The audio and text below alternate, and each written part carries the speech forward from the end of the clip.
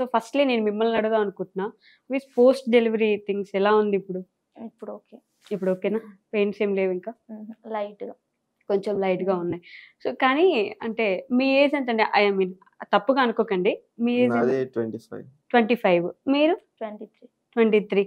So ఈ చిన్న ఏజ్‌లోనే మీకు ఆల్రెడీ ఒక బేబీ, ఒక 2 మంత్స్ ఉండే బేబీ ఉన్నారు కదా! ఎక్స్‌పెక్ట్ చేసారా లైఫ్‌లో అన్నీ ఇంత త్వరగా జరిగిపోతాయి? చేయలేదు. టర్నింగ్ పాయింట్స్ ఇలా ఉంటాయి కదా లైఫ్‌లో, ఒక్కసారిగా లైఫ్‌ని ఇట్లా మార్చేస్తూ ఉంటాయి. సో ఈ టర్నింగ్ పాయింట్‌ని ఎలా ఎంజాయ్ చేస్తున్నారు మీ ఇద్దరు? ఎట్లా అంటే ఇటు కష్టం లేదు, ఇటు మధ్యలో ఉన్నాం. అంటే హ్యాపీ ఉన్నాం. హ్యాపీగా ఉన్నారు. కష్టం లేదు, సుఖం లేదు.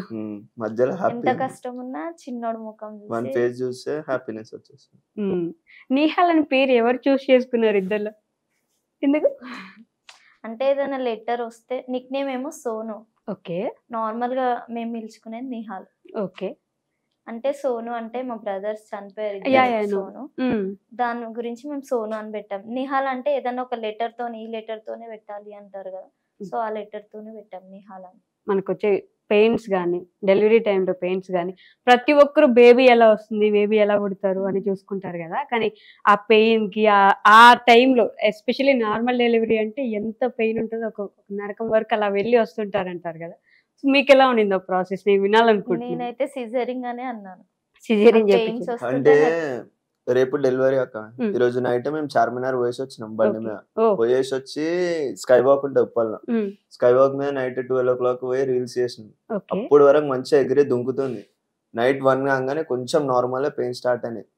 దాని తర్వాత ఏమైంది, మార్నింగ్ ఇక నేను లేచిన డైలీ మార్నింగ్ జల్లి లేస్తాను. లేవగానే మీకు టిఫిన్ తీసుకొని వచ్చిన, తింటలేదు. పెయిన్స్ వస్తున్నాయి అని ఒకటే ఏడుస్తుంది. వాకింగ్ చేయించిన, అది చేయించిన, ఇక దొంగ నొప్పులు అంటారు కదా, అది అనుకొని మేము లైట్ తీసుకున్నాం. ఎందుకంటే స్టార్టింగ్ నుండి ఇప్పుడు 10 months వాడే వరకు పెయిన్ రాలేదు. అదే రోజు వచ్చింది. ఇక పెయిన్స్ ఆమె తట్టుకోలేకపోతుంది, ఏడ్చింది, ఫుల్ టార్చర్ అయిపోయింది ఆమెకి. సీదా ఏం చేసినాం, హాస్పిటల్ తీసుకొని పోతే హాస్పిటల్ ఏమైంది, వాళ్ళు పెయిన్స్ ఇంకొంచెం ఎక్కువ రానికి నార్మల్ మెడిసిన్స్ ఇస్తారు. అట్లా ఇచ్చిరు. ఇస్తే నాకు ఫోన్ చేసి నాకు సిజరింగ్ అని చెప్పినా, నువ్వు నార్మల్ డెలివరీ ఎందుకు చెప్పిస్తున్నావు, అది ఇదని చెప్పి నన్ను తిడుతుంది, ఏడుస్తుంది. ఒక్క నిమిషం, ఒక డౌట్. ఫోన్ ఎందుకు చేశారు? మీరు అక్కడ లేరా? పక్కనే తన పక్కన ఉండాలి కదా. లోపలికి డెలివరీ వార్డ్ లో బాయ్స్ కి అలౌ చేయరు. ఓన్లీ ఒక్కరు మెంబర్ ని అలౌ చేస్తారు. వీళ్ళ మమ్మీని పంపించినాం. వీళ్ళ మమ్మీని పంపిస్తే వీళ్ళ మమ్మీకి లాడ్ల మమ్మీని చూసి ఏడుస్తుంటే వాళ్ళ మమ్మీ కరిగిపోతుంది. సో అందుకని వీళ్ళ ఫ్రెండ్ ఉంటది, వీళ్ళ ఫ్రెండ్ వాళ్ళ మమ్మీని పెట్టి వీళ్ళ మమ్మీ బయటకు వచ్చేసి, నేను బయటకు వచ్చేసి ఫోన్ స్విచ్ ఆఫ్ చేసి వస్తున్నా డెలివరీ అయ్యే వరకు. అందరూ బయటకు వచ్చేస్తే మీకు కోపం రాలేదా? అసలు అందరూ వదిలేసి వెళ్ళిపోయారు. కోపం ఇప్పుడు normal delivery 1 day pain, scissoring అంటే లైఫ్ లాంగ్ పెయిన్ ఉంటుంది. దాని గురించి అని చెప్పి మేము దూరం వచ్చేసాం. ఏమనేమో నాకు పెయిన్స్ అవ్వట్లేదు, నార్మల్ డెలివరీ వద్దు, సిజరింగే కావాలి అని నేను. ఇంకా పెయిన్స్ రాలేవు, నాకు ఎక్కువ పెయిన్స్ రాలే, ఇంజెక్షన్స్ ఇచ్చారు. దాని వల్ల పెయిన్స్ ఎక్కువైనాయి. కానీ ముందే డెలివరీ డేట్ ఇస్తారు కదా, అలా ఏమి 2 dates దాటిపోయింది. దాటిపోయిన తర్వాత ఒకటి Jan 20th కి ఇచ్చిరు, ఒకటి Feb 2nd కి ఇచ్చిరు. 2 దాటిపోయింది. Feb 4th కి అన్ఎక్స్పెక్టెడ్ గా February 4th జరిగిపోయింది. 10 months రెండినాక పుట్టింది. ఎన్ని గంటలు నేను ప్రాసెస్ గుర్తుందా మీకు? ఏమైనా గుర్తుంది. మార్నింగ్ 9 నుంచి నైట్ 9:30 కి పుట్టాడు. 12 hours. మీరు నవ్వుతున్నారు కానీ లిటరల్లీ 9 నుంచి 9:30 అంటే నేను ఊహించుకోవడానికి కూడా నాకు అసలు రావట్లేదు మైండ్ లోకి. కానీ బేబీ పుట్టంగానే పెయిన్స్ అన్ని మర్చిపోతారు. తీసి ఇట్లా పైన వేస్తారు కాక, వేయంగానే ఎంత బాధ ఉన్నా వెళ్ళిపోతారు. బేబీ బాయ్ అని వాళ్ళు చెప్పిన నిమిషం చాలు. సస్పెన్స్ ఉండే అక్క పుట్టిన గంట వరకు. గర్ల్ అని చెప్పి అంటే వీళ్ళు బయట ఉన్నారు. వేరే అక్క ఏం చెప్పింది నాకు, వీళ్ళ ఫ్రెండ్ నుండి గర్ల్ అని. ఇక నేను ఖుషి అయిపోయినా, మా ఇంట్లో ఆడపిల్లలు లేరు, ఇక కూతురు పుట్టింది అది అని చెప్పి. తర్వాత గంటే కొడుకు, ఎవరైతే ఏంది భయ అని చెప్పి ఖుషి అయిపోయింది. అంటే సస్పెన్స్ పెట్టిరు అంతసేపు.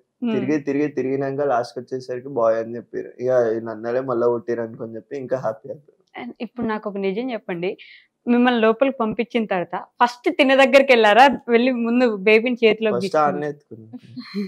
ఈమె ఎట్లనైనా మంచి ఉంటుందని తెలుసు, పుట్టినోని ఫస్ట్ టైం ఎత్తుకోవాలి కదా, అట్లా అని చెప్పి అని చూసాను. ఆమె గట్టిగుండా అన్ని నొప్పిలో తట్టుకున్న దానికి హెల్త్ ఎందుకు అలా బిస్కెట్ వేసేస్తున్నారు. కానీ మీరు ఫీల్ అవ్వలేదా? ముందు నా దగ్గరకు కదా రావాలనుకోలేదా మీరు? అందరు ఇంట్లో అదే డైలాగ్ కొట్టిరు, ఇన్ని డేస్ నువ్వు ప్రెగ్నెంట్ ఉండే కాబట్టి నేను జాగ్రత్తగా చూసుకున్నాను, ఇప్పుడు వీళ్ళని చూసుకుంటాము. ఇప్పుడు అది చిన్నోడు కాబట్టి అన్ని జాగ్రత్తగా చూసుకోవాలి. కానీ పోస్ట్ డెలివరీ ఇంకా జాగ్రత్తగా చూసుకోవాలి మీరు మీ వైఫ్. ఈమెన్ బి చూస్తున్నా అన్ని బి చూస్తున్నా ఇద్దరిని చూస్తున్నా. ఇద్దరిని కళ్ళు చూస్తే అర్థమవుతుంది. 100% 100% ఈమె మీదనే ప్రేమ ఉండే. ఇప్పుడు ఆడు పుట్టినాక 50-50 చేసేసిన అయిపోయింది. 50-50 అయిపోయిందంటండి. మీరేం నవ్వుకుంటున్నారు? 50-50 సగం సగం కట్ చేసేసారు మీ మీద ప్రేమ. ఇంకా ఆమెనైతే మొత్తానికి కట్ చేసింది తన మీద. 100కి 100 ఆమె మీదే ఉంది. అవునా? అవునంట. అయిపోయింది చాలే. ఇలా ఉంటే ఓకే. ఇద్దరు నువ్వు అక్కడ షిఫ్ట్ చేసినప్పుడు నేను కూడా చేయాలి కదా. మీరు పూర్తిగా చేసేసారా? పూర్తిగా ఇంకా బాబు అంటే పూర్తిగా అంటే నీ మీద ఉండాల్సింది నీకుంటది, బాబుకు ఉండాల్సింది బాబుకుంటది. ఓకే. బేబీ పుట్టిన తర్వాత అంటే బేబీ పుట్టక వరకు ఓకే, ప్రెగ్నెన్సీ వరకు కూడా మెయింటైన్ చేయగలరు, చూసుకుంటున్నారు. బేబీ పుట్టిన తర్వాత బేబీని కనీసం చేతులు సరిగ్గా ఎత్తుకోకపోతే కూడా మనకు భయం వేసేస్తుంది. బయట వాళ్ళ గురించి పక్కన పెట్టండి, అయ్యో నా కొడుకు నేను సరిగ్గా ఎత్తుకోవట్లేదేమో అనే ఒక భయం ఉంటది కదా. నాకైతే భయం వేసింది. సేమ్ ఎట్లా అంటే ఒక బొమ్మ లాగా అనిపించి చిన్న ఉండే చూసినప్పుడు. ఎన్ని కేజెస్ పుట్టాడు బాబు? 2.7. ఇలా పట్టుకోవడానికి కూడా భయం వేస్తుంది కదా. సో మీరు ధైర్యంగా వెళ్ళి ఎత్తేసుకున్నారు. నేను ఎత్తుకుంటా.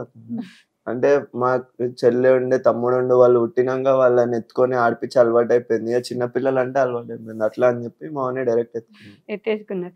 ఇంటికి వచ్చిన తర్వాత ఇంకా బేబీ అంటే స్నానం చేపించడం కానీ అన్ని ఉంటాయి కదా. బేబీకి ఏం ఫుడ్ పెట్టాలి, ఏం చేయాలి, ఏ టైంలో ఏం చేయాలి అన్ని మనం మామూలుగా ఏమంటారంటే మీరు యూట్యూబ్ లో ఉన్నారు కాబట్టి ఆడియన్స్ ఏంటంటే మీకేం తెలియదు, మీరు బేబీని సరిగా చూసుకోలేదని వాళ్ళు అనుకుంటారు. కానీ ఒక పేరెంట్స్ అంటేనే మనం 100 ఆలోచిస్తాం. ఏం పెట్టాలి నా కొడుక్కి, ఏం పెట్టద్దు, ఏం పెడితే బాగుంటది, ఏది పెట్టాలి. ఒకసారి ఆ విషయం చెప్పండి నాకు. కామెంట్స్ ఎలా వస్తాయి, మీరు ఎలా చూసుకుంటారు? అంటే మేము వీడియోస్ లో చేసినప్పుడు వాళ్ళు అదొక్కటే చూస్తారు కానీ మేము డైలీ మేము కేర్ తీసుకునేది వాళ్ళు చూడరు. ఏదో వీడియోస్ లో చూసి కామెంట్స్ పెట్టేస్తారు అంతే. మోడు ఎట్లా అంటే ఆకలి వేసేదానికి మంచిగా పాలు తాగుతాడు. వీడియో స్టార్ట్ చేయగానే అది ఎందుకో ఏమో ఏడుపు స్టార్ట్ చేస్తాడు. వాళ్ళు అది చూసి పట్టించుకుంటలేరు. బాబు ఎంత ఏడ్చినా మీరు మీ పనిలో మీరే ఉన్నారు అది ఇది అని చెప్పి కామెంట్లు. మళ్ళీ వచ్చేసి కారం తినొద్దు, అది తినొద్దు, ఇది తినొద్దు అంటే మాకు తెలుసాక మేము ఎట్లా చూసుకుంటున్నామో. వాళ్ళు పెట్టుకుంటేనే అది చూసి బాధపడరు తప్ప ఏం చేసేది లేదు. అంటే నిజంగానే అండి, అంటే పేరెంట్స్ కి తెలియనంత ఎవరు చెప్పవసరం లేదు. పేరెంట్స్ అంటేనే అమ్మో నా కొడుకు ఏదైనా సరే 100% వాడికి పెట్టాల్సింది అన్నట్టే ఉంటారు పేరెంట్స్. హోలీకి రంగులు పూసారు, దానికి కూడా వానికేం పూయలేదు. కామెంట్స్ వచ్చినాయి మాకు, ఆడొద్దు 3 months అవ్వలేదు అది ఇది అని చెప్పి. ఆయన లైట్ తీసుకున్నాము.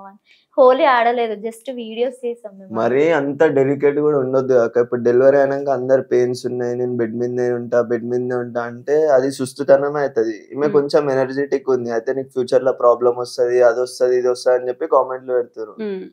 ఇప్పుడు ఎట్లా అంటే మనం తీసుకునే ఫుడ్ వల్ల ఉంటది. అది నార్మల్ గా రెస్ట్ తీసుకోవాలి అది ఇది అని వాళ్ళు అంటూనే ఉన్నారు. నేను చేసేది. పోస్ట్ డెలివరీ మూడ్ స్వింగ్స్ ఏం లేవా అండి మీకు? అంటే ఇప్పుడు కోపం అని సడన్ గా కోపం రావడం, సడన్ గా బాధ చూపిస్తారా? కన్ఫర్మ్ వస్తుంది తన మీద. సినిమా చూపిస్తుంటారా? ఇంకా మీ ఇద్దరే కదా ఇంట్లో కొట్టుకున్నా తిట్టుకున్నా మీ ఇద్దరు మిమ్మల్ని చూసుకుంటూ ఉండాలి. బాబుని కూడా ఇంకా మీరే ఇప్పుడు మళ్ళీ నైట్ షిఫ్ట్ చేస్తుండాలి కదా మీరు. బాబు అంటే ఇంకా మేల్కో ఉండాల్సి. ఇప్పుడు అంతా చేస్తాడు. స్టార్టింగ్ పుట్టిన 15 days 21st అయిపోయే వరకు సతాయించండి ఫుల్. ఇప్పుడు అంతా లేడు, అనుకుంటాడు మంచిగా. ఇప్పుడు 2 months కదా. 2 months వానికి మమ్మీ డాడీ ఉన్నా లేకపోయినా అవసరం లేదు. వానికి పాలు ఒకటి ఉంటే అంతే, కడుపు నిండా ఉంటే మంచిగా అనుకుంటా. అంతేనా? అర్థం చేసుకుంటున్నారు బేబీని? అప్పుడే అర్థమైపోతుందా వాడికి ఏం కావాలి, ఏ టైంకి ఏమవుతుంది? అర్థమైపోతుంది. మమ్మీ ఉంటారు కదా, అన్ని చెప్తూ ఉంటారు. మీ మమ్మీ ఉన్నారు కాబట్టి ఇంకొంచెం ఈజీ అయింది. స్నానం ఎవరు చేపిస్తున్నారు? మమ్మీ చేపిస్తున్నారు. నేర్చుకుందాక మొన్న వీళ్ళ మమ్మీ లేనప్పుడు 15 days ఈమెనే చేపించింది.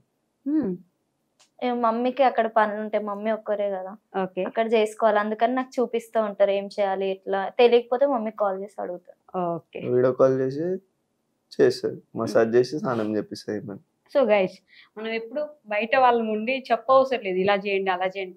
ఒకవేళ వాళ్ళు అడిగారు అనుకోండి, అయ్యో ఇది ఉందండి ఇప్పుడు దానికి ఏం చేయాలో అర్థం కావట్లేదు అంటే ఓకే చేయొచ్చు. కానీ మనం ఆల్రెడీ చేసుకుంటున్నాం, గ్యారంటీ కేర్ తీసుకుంటారండి. పాప మళ్ళీ నెగిటివ్ కామెంట్స్ పెట్టడం ఆపేయండి, వదిలేయండి. కొంచెం పాజిటివిటీ చూపించండి. అసలే ఎండాకాలం కొంచెం ప్రేమ చూపిస్తే వాళ్ళు కూడా చల్లగా ఉంటారు. అంతే కదండి.